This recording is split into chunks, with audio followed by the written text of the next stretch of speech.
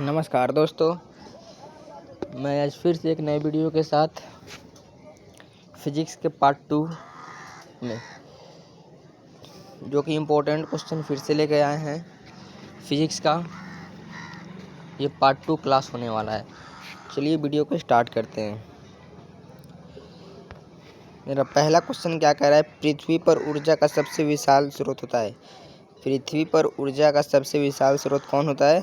तो सूर्य होता है। कौन होता है? सूर्य होता है। ठीक है, चलिए क्वेश्चन नंबर 2 की ओर बढ़ते हैं। क्वेश्चन नंबर 2 क्या कह रहा है, पवन विद्युत जनरेटर में पवन की न्यूनतम चाल कितनी होनी चाहिए?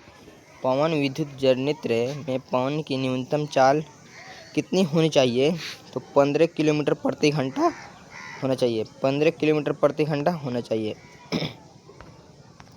चलिए क्वेश्चन नंबर 3 की ओर बढ़ते हैं। ग्लोबल वार्मिंग के लिए उत्तरदायी गैस है। ग्लोबल वार्मिंग के लिए उत्तरदायी गैस कौन है? तो ये मेरा CO2 है। कौन है? CO2 है। ठीक है, चलिए क्वेश्चन नंबर 4 की ओर बढ़ते हैं।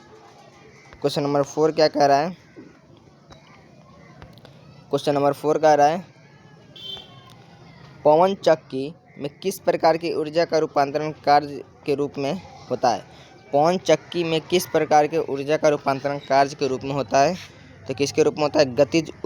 गतिज ऊर्जा का रूप में होता है। किसके रूप में होता है? गतिज ऊर्जा के रूप में होता है। चलिए क्वेश्चन नंबर 5 की ओर बढ़ते हैं। क्वेश्चन नंबर 5 क्या कह रहा है,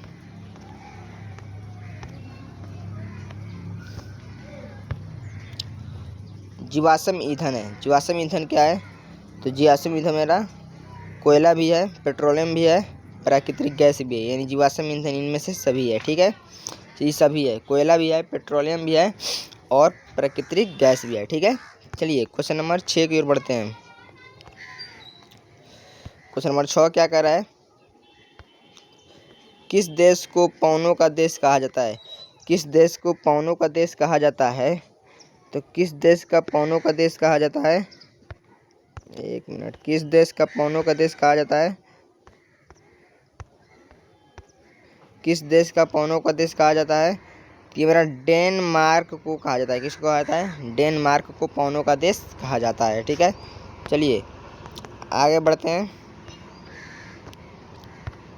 लगभग 4SQ1 mm साइज के एक सौर सेल का विभवांतर होता है। तो कितना होता है?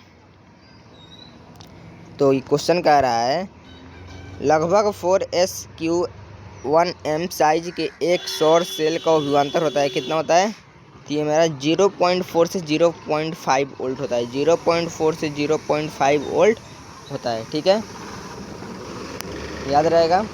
चलिए नेक्स्ट क्वेश्चन की ओर बढ़ते हैं।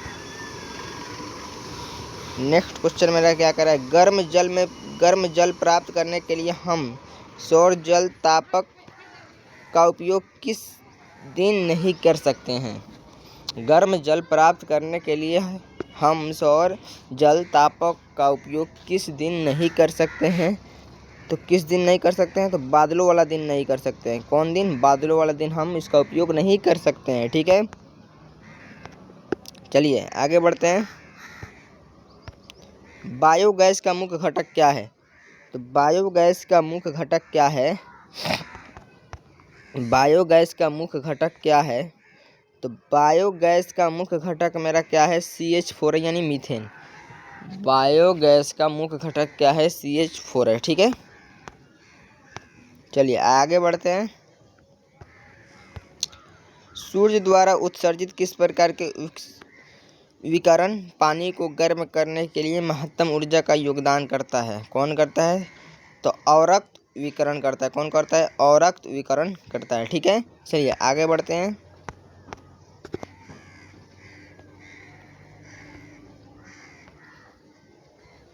अनवीकरणीय ऊर्जा स्रोत है। अनवीकरणीय ऊर्जा स्रोत है। अनवीकरणीय ऊर्जा स्रोत है। तो अनवीकरणीय ऊर्जा स्रोत यूरेनियम का है। किसका है? अनवीकरणीय ऊर्जा स्रोत यूरेनियम का है। ऑप्शन नंबर डी की ओर बढ़ते हैं। ठीक है, चलिए तो आज का मेरा क्वेश्चन यही तक था। तो आप लोग इस वीडियो को ज़्यादा से ज़्यादा शेयर करें। फिर हम नेक्स्ट क्लास केमिस्ट्री का लगाएंगे या फिजिक्स का लगाएंगे, हम देख के आगे लगा लेंगे। इस चैनल को पहले आप लोग सब्सक्राइब कीजिए और लाइक कीजिए, ठीक है, लाइक कीजिए और आप लोग इस चैनल को सपोर्ट कीजिए, ताकि मैं फिर से एक नए वीडियो के साथ इस क्लास में हम मिलते हैं। तब तक के लिए बाय दोस्तों।